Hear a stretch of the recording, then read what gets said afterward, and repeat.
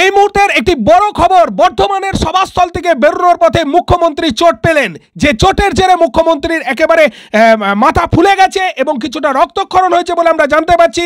আপনাদেরকে সরাসরি এই মুহূর্তে জানিয়ে রাখি, বর্ধমানের যে সভা, সেই সভা সরকারি পরিষেবা প্রদান যে অনুষ্ঠান ছিল, সেখান থেকে বেরোনোর পথে মুখ্যমন্ত্রীর কনভয়ে একেবারে গুরুতর দুর্ঘটনার হাত থেকে বেঁচে গেছে বলে এমনটা জানতে পারছি। এবং মুখ্যমন্ত্রী এ বিষয়ে কি বলছেন তা আপনাদের সামনে তুলে ধরবো। তবে তার আগে বলে রাখি, 24শে জানুয়ারি আজ বুধবার, আজকে পূর্ব এবং পশ্চিম দুই বর্ধমান শহরে গোদার মাঠে, বালির মাঠে, গোদা ময়দানে আজকে সরকারি পরিষেবা প্রদান অনুষ্ঠান ছিল।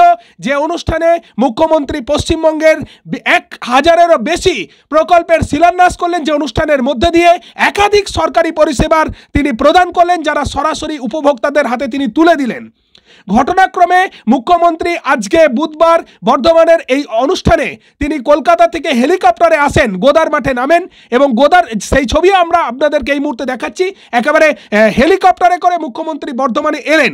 কিন্তু বর্ধমানের যে সভা, সেই অনুষ্ঠান বা সভা যাই বলেন না কেন, সেটা শুরু হওয়ার আগে থেকেই টিপটাপ করে বৃষ্টি শুরু হয় এবং সেই বৃষ্টির পরিমাণ বাড়তে থাকে, কুয়াশাচ্ছন্ন হয়, দৃশ্যমানতা কমতে থাকে। ফলে সভা শেষে আর মুখ্যমন্ত্রী হেলিকপ্টারে করে বর্ধমান থেকে কলকাতায় ফেরেননি, তিনি বাইক কারে সড়ক পথে কলকাতায় ফেরার উদ্দেশ্যে রওনা দেন। কিন্তু সভাস্থল থেকে তিনি বেরিয়ে যেমনি জিটি রোডে আসেন, আমরা যেটা জানতে পারছি, একেবারে জিটি রোডে যেমনি আসেন, তার কনভয় যে মুহূর্তে জিটি রোডে ওঠে, সেই মুহূর্তে একটি গাড়ি একেবারে 200-র মতো বেশি স্পিডে একেবারে সরাসরি কনভয়ের কাছে চলে আসে এবং কনভয় যিনি চালাচ্ছিলেন তার বুদ্ধিমত্তার পরিচয় দিয়ে তিনি জোরে ব্রেক কষেন এবং যে ব্রেক করার ফলে মুখ্যমন্ত্রীর মাথায় আঘাত পান এবং সেই আঘাতের ফলে মুখ্যমন্ত্রীর মাথা ফুলে গেছে, এমনটাই মুখ্যমন্ত্রী জানাচ্ছেন।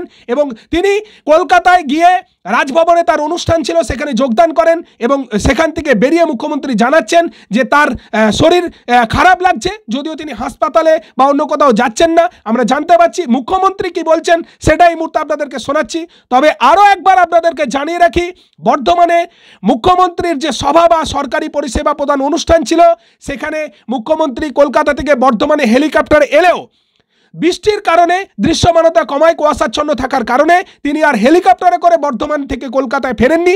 তিনি সড়ক পথে তার কনভয় কারেতে চেপে তিনি কলকাতার দিকে রওনা দিয়েছিলেন। ঠিক সভাস্থল থেকে বেরোনোর মুহূর্তেই ঘটে দুর্ঘটনা, যে ঘটনায় সরাসরি তার কনভয়ের সামনে একটি গাড়ি দ্রুত গতিতে চলে আসে বলে জানা যাচ্ছে এবং তার ফলে চালক যিনি ছিলেন তিনি সজোরে ব্রেক কষেন এবং সেই সময় মুখ্যমন্ত্রীর গাড়ির কাঁচ নামানো ছিল, কারণ তিনি সেই সময় জনগণ যারা ছিলেন রাস্তার দুদিকে দাঁড়িয়ে তাদের সাথে জনসংযোগ করছিলেন এবং জানা যাচ্ছে যে এটা তার পক্ষে ভালো হয়েছে। কাঁচ যদি নামানো থাকতো তাহলে বড় ধরনের দুর্ঘটনা ঘটতো।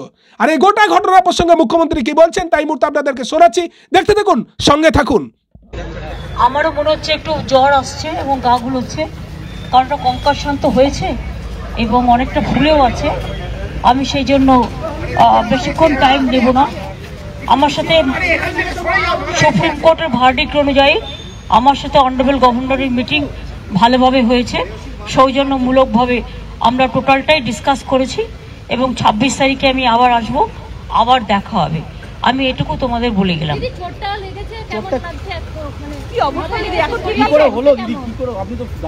আমি জানি না, একটা কোনো গাড়ি আমরা দেখতে পাইনি, গাড়িটা কি, আমরা বেরোচ্ছিলাম, ধরো আমরা একটা গলি দিয়ে বেরোচ্ছি তো, আর ওই গাড়িটা প্রায় 200 স্পিডে যাচ্ছিল, যেতে যেতে মানে আমাকে গাড়িটা প্রায় ড্যাশই করে দিত এবং গাড়ি মানে পুরো মরেই যেতাম ওখানে।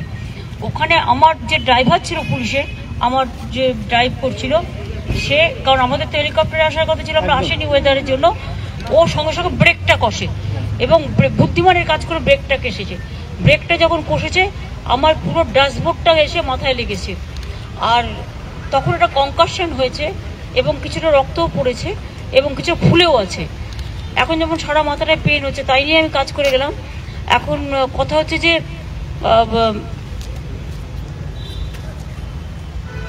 গাড়িটা যদি কাঁচটা খোলা ছিল আমার, কারণ আমি পাবলিক মিট করতে করতে আসি যখন লোক দাঁড়িয়ে থাকে, কাঁচটা যদি বন্ধ থাকতো তাহলে ওই ড্যাশবোর্ডটা কাঁচ শুদ্ধ পুরো আমার সারা শরীরে যুক্ত হয়ে যেত এবং গাড়িটা কিন্তু চুরমার হয়ে যেত। ওই ব্রেকটা কষে ছিল বলে কোনো রকম 1 সেকেন্ডের জন্য হয়তো বলতে পারো মানুষের আশীর্বাদেই বেঁচেছি। এখন আমার মাথাটা ভীষণ টনটন করছে, যন্ত্রণাও করছে, আমি ওষুধ খেয়েছি কিন্তু আমার ভীষণ ঠান্ডা লাগছে এবং গা বমি বমি করছে, তাই আমি একটু বাড়ি যাচ্ছি।